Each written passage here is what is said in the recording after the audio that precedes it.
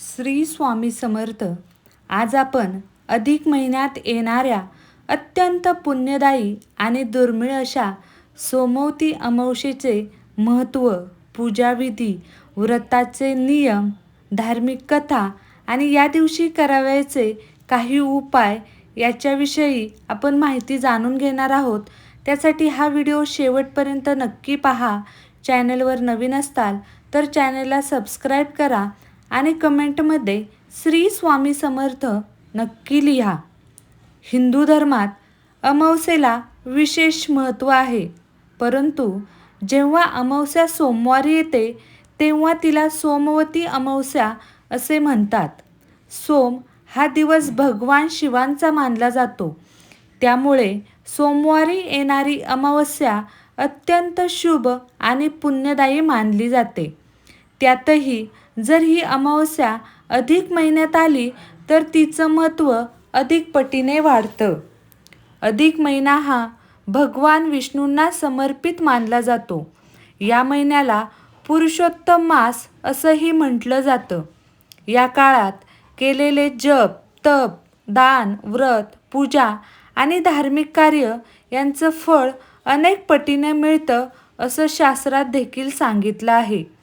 सोमवती अमावस्येच्या दिवशी पहाटे लवकर उठून स्नान करा. शक्य असेल तर पवित्र नदीत स्नान करा. तसेच जर शक्य नसेल तर घरच्या घरी गंगाजल मिसळून त्याने स्नान करा. स्नानानंतर स्वच्छ कपडे परिधान करून भगवान शिव, माता पार्वती आणि भगवान विष्णू यांची पूजा करा. या दिवशी शिवलिंगावर जल, दूध, बेलपत्र, अक्षदा, फुले अर्पण करा. ओम नमः शिवाय या मंत्राचा जप करा. तसंच ओम नमो भगवते वासुदेवाय नमः या विष्णू मंत्राचाही जप करा. शिव आणि विष्णू या दोन्ही देवतांची कृपा प्राप्त करण्यासाठी हा दिवस अत्यंत शुभ मानला जातो. सोमवती अमावस्येच्या दिवशी पिंपळाच्या वृक्षाचे विशेष पूजन केले जाते. पिंपळामध्ये ब्रह्मा, विष्णू आणि महेश यांचा वास मानला जातो. महिलांनी पिंपळाच्या झाडाला जल अर्पण करून हळद कुंकू वाहा आणि 108 प्रदक्षिणा घाला. यामुळे अखंड सौभाग्य, सुख, समृद्धी आणि कुटुंबात आनंद नांदतो. या दिवशी पितरांचे स्मरण करणे देखील खूप महत्त्वाचं मानलं जातं. अमावस्या तिथी ही पितृपूजेसाठी विशेष मानली जाते. आपल्या पूर्वजांच्या स्मरणार्थ तर्पण, दान किंवा अन्नदान केले तर पितर प्रसन्न होतात आणि त्यांचे आशीर्वाद आपल्याला मिळतात. शास्त्रानुसार या दिवशी दानाचे विशेष महत्त्व आहे. गरीब आणि गरजू लोकांना अन्नदान, तांदूळ, गहू, काळे तीळ, गूळ, छत्री किंवा इतर आवश्यक वस्तूंचं दान करा. दानामुळे जीवनातील अनेक अडचणी दूर होतात. अधिक महिन्यातील सोमवारी अमावस्येला केलेले नामस्मरण विशेष फलदायी मानलं जातं. या दिवशी रामनाम, विष्णू सहस्रनाम, शिवमहिमा स्तोत्र, महामृत्युंजय किंवा गुरुचरित्राचं वाचन केले तर त्याचे फळ अधिक मिळतं. आता आपण जाणून घेणार आहोत की एक कथा आहे ती सोमवती अमावस्येची. प्राचीन काळी एक ब्राह्मणाची कन्या होती. तिच्या विवाहाबाबत अनेक अडचणी येत होत्या.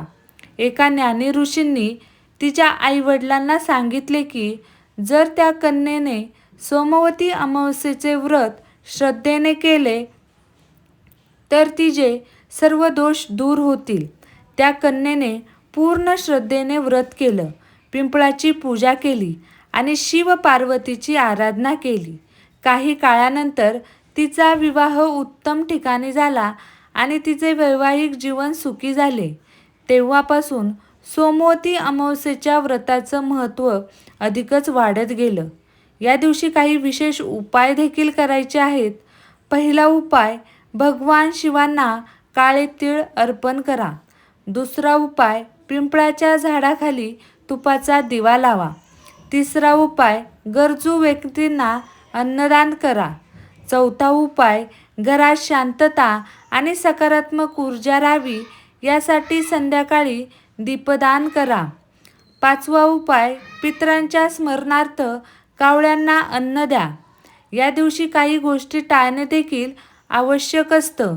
कोणालाही दुखवू नका, वादविवाद करू नका, खोटे बोलू नका आणि तामसी भोजन टाळा. शक्य असेल तर उपवास करा किंवा सात्विक भोजन करा. सोमवती अमावस्येच्या दिवशी विवाहित स्त्रिया आपल्या पतीच्या दीर्घायुष्यासाठी व्रत करतात. अनेक ठिकाणी महिलांचा सामूहिक पिंपळपूजन कार्यक्रमसुद्धा होतो. श्रद्धेने केलेलं हे व्रत सौभाग्यवृद्धीसाठी अत्यंत लाभदायक असतं. अधिक महिन्यातील ही अमावस्या आध्यात्मिक प्रगतीसाठी देखील महत्त्वाची असते. या दिवशी ध्यान, जप, प्रार्थना आणि काही विशेष जर तुम्ही केलं तर ते खूप फलदायी मानलं जातं. मनातील नकारात्मक विचार दूर करून सकारात्मकतेकडे वाटचाल करण्याची ही सुवर्ण संधीच असते. भगवान शिव आणि माता पार्वती यांची कृपा प्राप्त करण्यासाठी ओम नमः शिवाय या मंत्राचा किमान 108 वेळा जप करा.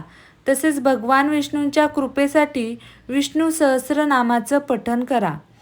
अधिक महिन्यातील सोमवती अमावस्या ही केवळ एक तिथी नसून आत्मशुद्धी, पुण्यसंचय, पितृकृपा आणि ईश्वर भक्तीचा अत्यंत महत्त्वाचा दिवस आहे.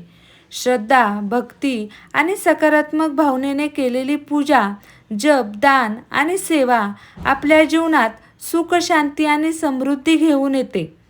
भगवान शिव, माता पार्वती आणि भगवान विष्णू यांची कृपा आपल्यावर सदैव राहो, हीच मी भगवान शिवांच्या चरणी प्रार्थना करते आणि आपला व्हिडिओ इथेच थांबवते.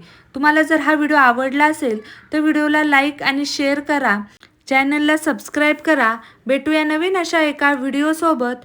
तोपर्यंत श्री स्वामी समर्थ. अवधूत चिंतन. श्री गुरुदेव दत्त.